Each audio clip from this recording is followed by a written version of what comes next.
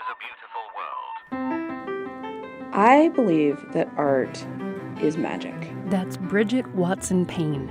She wrote a book called How Art Can Make You Happy.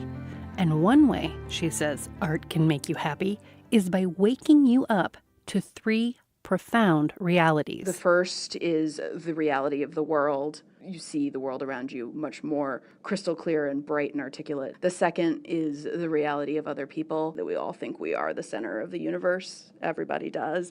And that it is our life's work to move away from that viewpoint and to start to realize that other people are just as real as we are, and they are the centers of their universes in the same way that we are the centers of our universe. And finally, art can wake you up to the reality of yourself. To take you out of the day-to-day, mundane, hamster in a wheel part of your brain and into the part of yourself that has the greater capacity for joy and empathy and happiness and communion with the work of artists, I think is also another sort of profound thing you can be woken up to when you spend more time looking at art. Bridget says another kind of magic that art can provide isn't magic at all, but science and what actually happens to your body when you look at art. And one of the most interesting things I found is that when they hook people up to EKGs and make them look at art and watch which parts of their brain light up, one of the many parts that lights up is the motor cortex, which controls your body.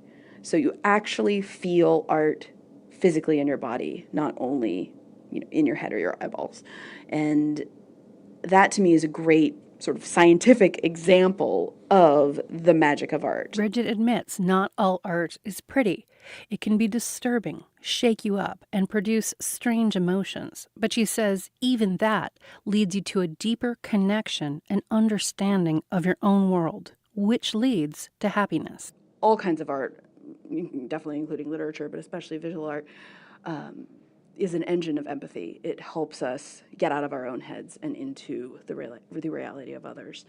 It's also just this huge arena of human endeavor and passion and beauty and excitement that's sort of just sitting there all the time, like the ocean, waiting for us to come to it and let it do its number on our brains, which it's very, very good at. Art doesn't just mean pieces of work in a gallery. It could be buildings or the sky or the eyelashes of a giraffe. Little things on your daily commute, small moments in your life that if you take notice are beautiful, are artistic. Here she is reading an excerpt from her book, How Art Can Make You Happy. The world around you is spectacular. And not just the big things, the oceans and the sunsets and the Eiffel Tower and whatnot. Like Andy Warhol said, if you let yourself, you can see just as much wonder in the little stuff. The Campbell soup can, the autumn sun on bricks, the eyelashes of a giraffe. Tuning in to the magnificence of reality, both natural and man-made, can increase your daily happiness quotient. Great thinkers, from poets to psychiatrists, philosophers to scientists, have known this to be true. One of the best treatments for ailments from vague malaise to serious depression and everything in between, isolation, grief, boredom, creative block, the blues, is to step outside the front door. Go to the ocean, go to the corner cafe. Allow people or objects or nature to actually enter in through your eyeballs and make an impression on your brain.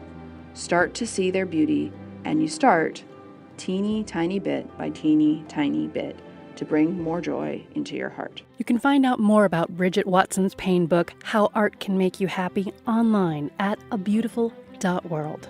I'm Heather McElhatton, and this is A Beautiful World. Brought to you with help from the Pohlad Family Foundation.